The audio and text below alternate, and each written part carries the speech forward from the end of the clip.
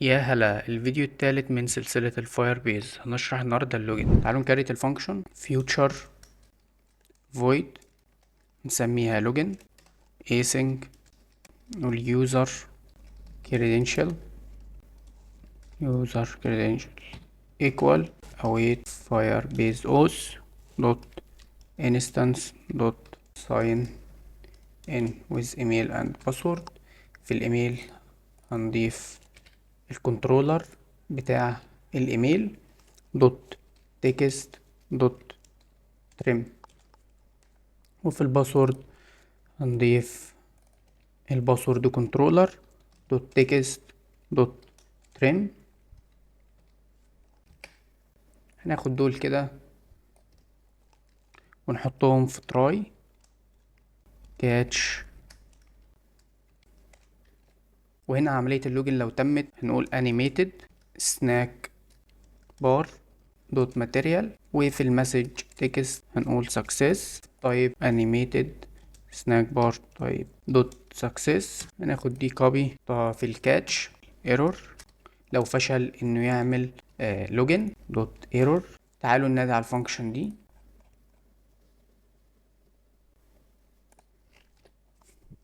تعالوا نخليه نافيجيت على السكرين اللي بعدها اللي هي بتاعة الهوم. نقول نافيجيتور دوت بوش ريبليسمنت بياخد كونتكست وير نيو راوت هياخد ماتيريال بيج راوت البيلدر ايرو فانكشن ويروح على الهوم سكرين سيمي كولون. تمام، تعالوا هنا نضيف بس دوت شو كونتكست عشان بس تتعرض، وهنا دوت شو كونتكست وتتأكد.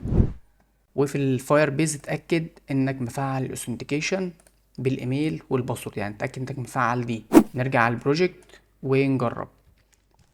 انا ضايف ايميل عامل بيه ريجستريشن ف gmail.com وهنا الباسورد ونقول تسجيل دخول.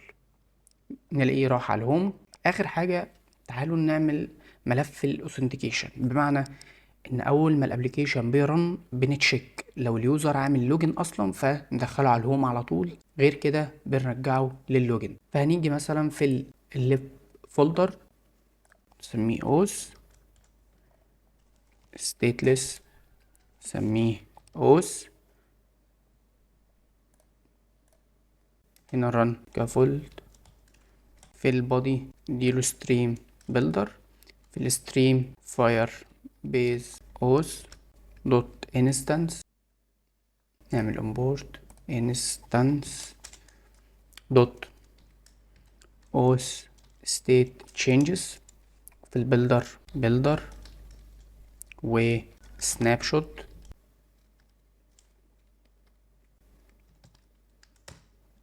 هنقول له if snap shot dot has data بمعنى انه عامل لوجن return home screen else يعني مش عامل لوجن هنرجعه لللوجن.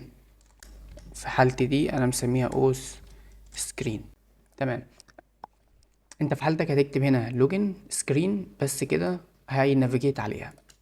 نروح بقى نحط الاوس دي جوه المين. انا مستخدم اون جنريت راوت فانا بس هخلي دي اوس وبس كده. عندك انت هتلاقي هنا هوم هتضيف هنا الاوس بالشكل ده هتشتغل معاك. هنعمل لوجن مرة تانية